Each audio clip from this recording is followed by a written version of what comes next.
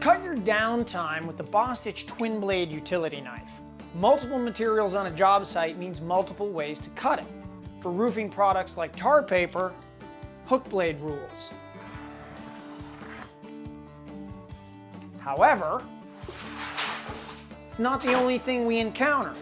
For something like house wrap, it's a utility knife that gains the day. I always like to do this to pierce one side, and I can cut through the other. Back to shingles, I'm back to a hook blade. All these things occur on the same day on a job site, and I don't want to mess around changing blades. Cutting shingle caps, one of my favorite jobs on a job site.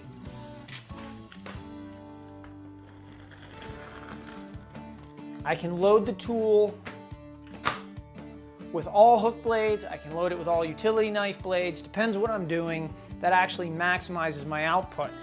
And for cutting stuff like cardboard, or where I use it a lot is on my sheet metal brake, cutting aluminum, I can really lean on this knife. And this little detail right here, along with the rubber comfort grip, I can feel it when I'm really cutting through something tough like aluminum. I like that feature.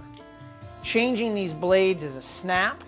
Just extend the blade, tip this lever, exchange the blade, reinsert. And you're back to work.